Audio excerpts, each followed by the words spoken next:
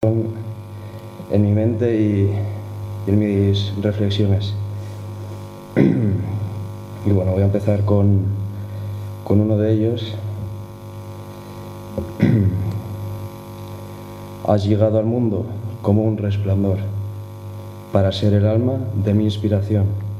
Te saludo iluso, bebé de blancor, mi mano te acerco, de idilio y calor. Triunfo y compañía del amor de dos aumentan la suerte de tu aparición. Forma delicada, niño encantador, hijo de mi hija, que da bendición. Sé que al verte pongo rostro de emoción, pues acuna un ángel con expectación.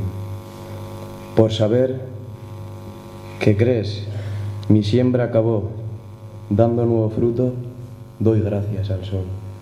Feliz reposando en tu dormizón, cariñín del cielo, regalo de Dios.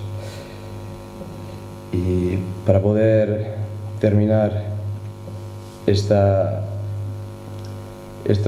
pequeña, pues, ¿cómo decirlo? Agradecimiento a mi abuelo, que sé que me acompaña y sé que está ahí, porque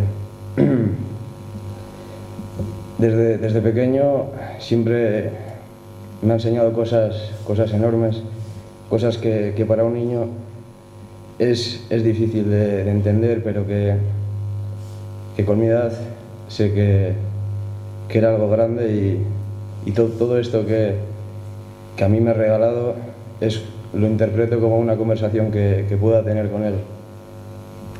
Y para terminar y concluir, voy a leer este último.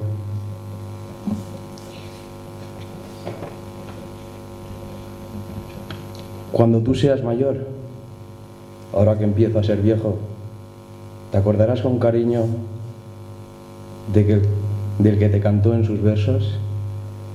Mientras que descansas, manso y eres chiquito, por eso no te das cuenta y me miras con esos ojos pequeños. Siento cerca de la cuna, estés dormido o despierto, palpitante de cariño, ser mi vida infantil juego. Con el paso de los años, al que saberme deseo, jovialmente desbordado, ganarme su amor inmenso. Cuando yo desaparezca, ¿me has de leer? Eso espero. Cuando tú seas mayor, ¿te acordarás de tu abuelo? Y hasta aquí.